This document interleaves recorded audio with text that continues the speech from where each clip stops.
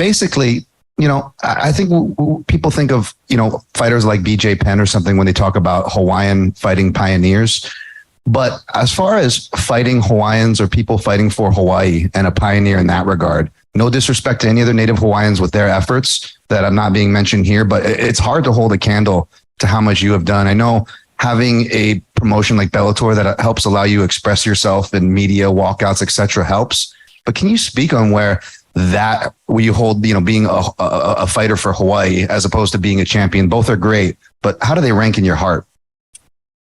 I'm so happy that you mentioned Bellator, really giving me this platform and being supportive.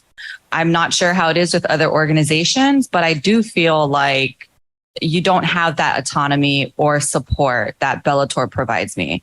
Almost to the point where during the Mauna Kea protest, I told Bellator, I was like, hey, I'm going up to Mauna Kea. I don't know if anything crazy is going to happen. Like, this is when they were arresting the kupuna, and Bellator, they're like, okay, well, if you get arrested, we'll help bail you out. I'm like, okay, cool. I'm on my way. So just having that support from them has definitely, I think, kind of definitely catapulted me into that realm. And I'm very grateful to have this platform to continue to fight for issues that I hold dear to my heart. And again, I don't know how it is fighting for other organizations, but I do feel that maybe other fighters, if they had the autonomy, then maybe they would also.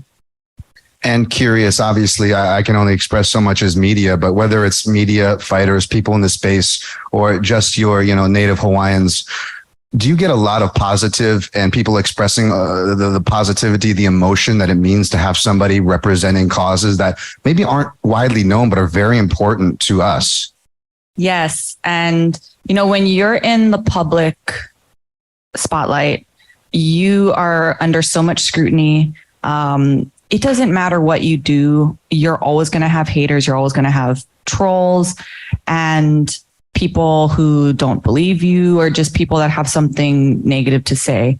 But for every negative remark or anything that I've heard or felt, I get tenfold in love and support, and that's why I always say Hawaii, we hands down, I can say this so confidently, Hawaii has the best support system.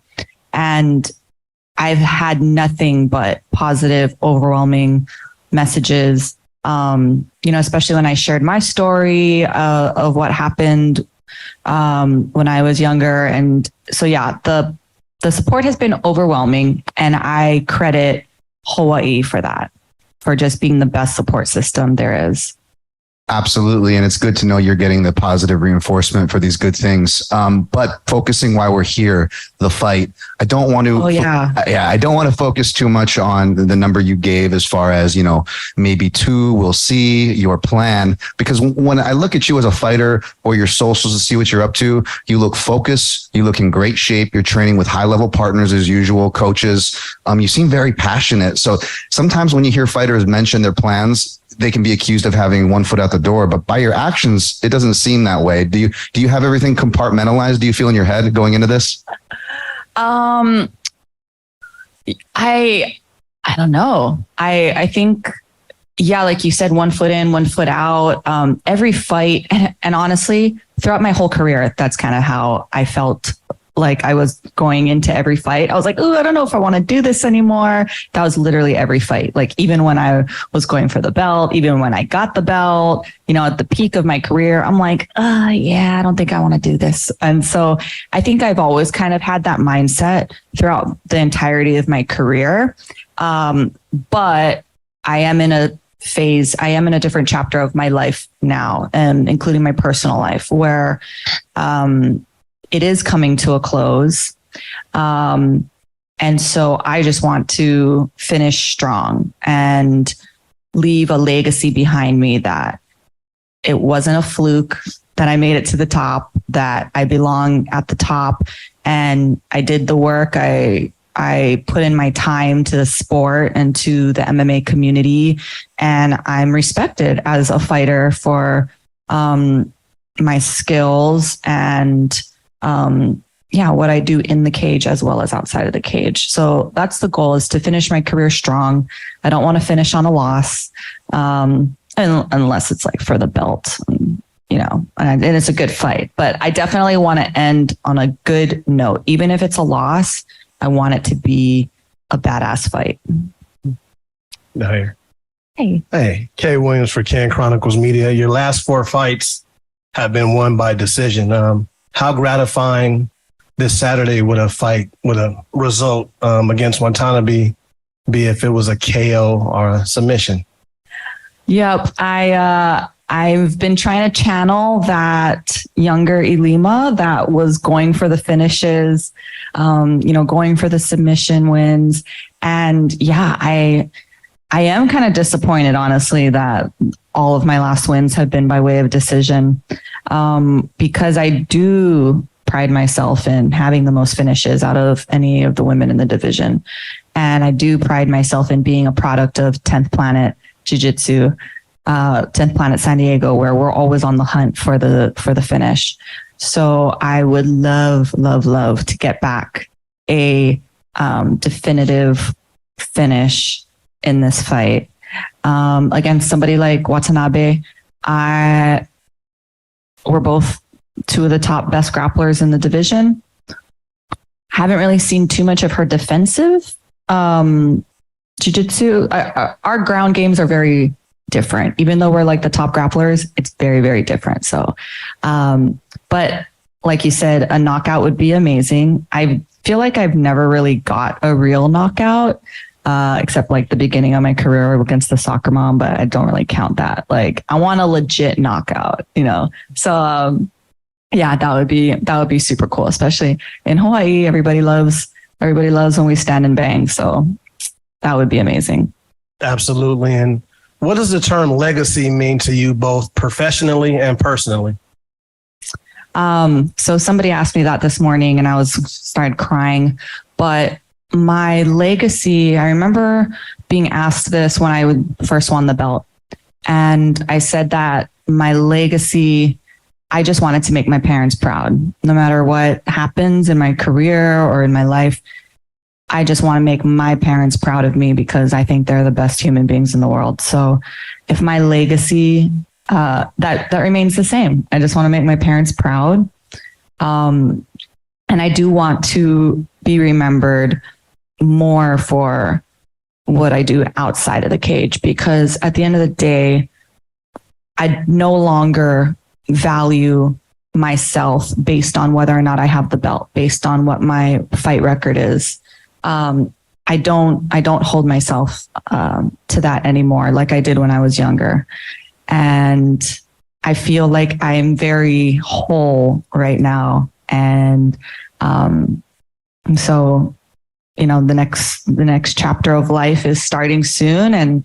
And that is going to be probably one of the most important chapters of my life. So I want my legacy to be defined in that chapter, post-fighting in the cage. I appreciate your time and blessings in all your endeavors. Thank you. Hey, what's up, Lima? Over here. How you doing? Maybe a little bit that's kind of has to do the same thing, but who knows what's going to happen. But this whole crazy MMA journey you've been on this whole time, what has it just meant to you? How has it kind of changed your life? Just what has this whole journey ultimately been like to be on? It has been the most unexpected, crazy roller coaster I've ever experienced. Literally never thought I would fight. Literally walked into a gym on my way to work. I was waitressing at a little restaurant, walked past the gym, and I was just like, yeah, like this seems cool. Maybe I should start getting back into shape. And walked in there, took my first class, couldn't even make it through the warm-ups because I was so out of shape. We were like stretching and I was having a difficult time and I was like, I gotta take a break. So, I just never in a million years thought that it would ever take me where it has. And I think that's what kind of like sets me apart from a lot of other fighters is that like this was a total accident. Like, so I think it makes it almost easier to step away and to pursue really what I wanted to do before fighting kind of fell into my lap. So yeah, I think that this has been the most amazing journey ever. And I feel like I'm talking already, like I'm retiring this Saturday, which I'm not, guys. I'm not retiring this Saturday. But yeah, the most amazing, wonderful experience I've ever had. And then Sumiko was in here talking just before you, and she's kind of at that point now where, you know, she's now fighting a ranked opponent. There's a pathway towards maybe getting a title shot one day. And it's kind of similar to what you did. I'm just wondering if you have what advice you would give her if she asked you for advice at this stage of her career on how to handle probably everything that's going to come next for her. Oh, I love Sumiko. I've been like giving her unsolicited advice this whole time.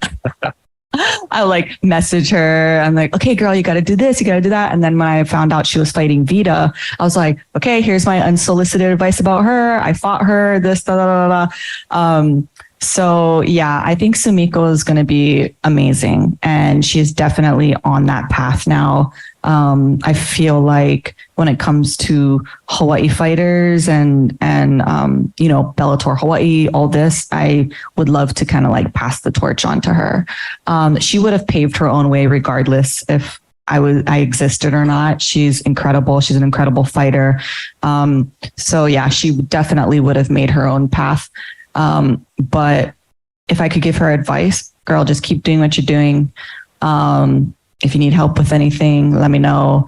And yeah, I mean, she's killing it on her own. She really didn't need any advice from me.